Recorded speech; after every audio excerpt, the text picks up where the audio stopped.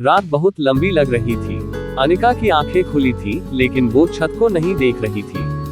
वो उन सवालों को देख रही थी जिनके जवाब नक्श ने अधूरे छोड़ दिए थे। नक्श बिस्तर के किनारे बैठा था। आज पहली बार उसे डर लग रहा था कि कहीं उसकी चुप्पी सब कुछ हमेशा के लिए न बदल दे। तुम मुझसे कुछ छुपा रहे हो, अनिका ने बिना उसकी तरफ देखे कहा। और ये बात तुम भी जानते हो, मैं भी। नक्श ने सिर झुका लिया।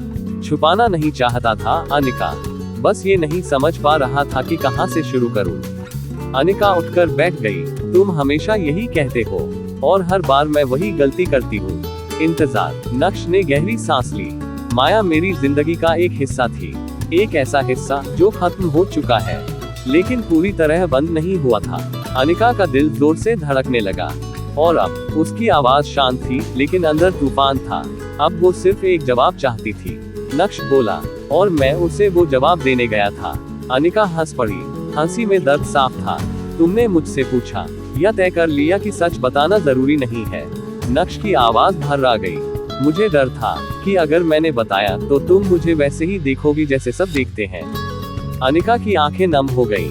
और अगर तुम नहीं बताते तो मैं तुम्हें कैसे देखती रहूं? कमरे में सन्नाटा उतर आया, ऐसा सन्नाटा जो बातें छीन लेता है।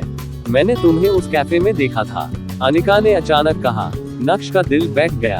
तुम वहां थी? हाँ, उसने सिर हिलाया। और मैंने अंदर नहीं आने का फैसला किया, क्योंकि मैं देखना नहीं चाहती थी कि तुम क्या कर रहे हो। मैं जानना चाहती थी कि तुम मुझे क्या बताओगे। नक्श की आंखें भर आई। मैं गलत था अनिका, बहुत गलत। अनिका खड़ी हो गई। गलती मिल जाने से छोटी नहीं होती नक्श।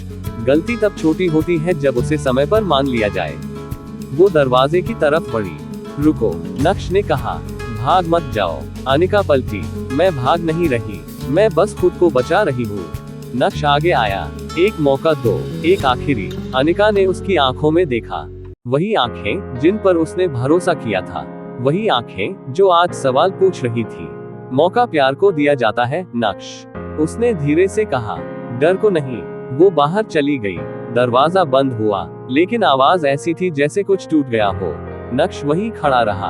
आज पहली बार उसे समझ आया, किसी को खोने का डर उसे खो देने के बाद ज्यादा चुभता है। अनिका अकेले सड़क पर चल रही थी। आंसू गिर रहे थे, लेकिन कदम रुक नहीं रहे थे। उसने खुद से कहा, अगर ये प्यार है तो उसे सच के साथ वापस आना होगा, वरना उसे यहीं रुक जाना होगा। और इसी सवाल के साथ उन दोनों की कहानी एक और मुश्किल मोड़ पर खड़ी थी।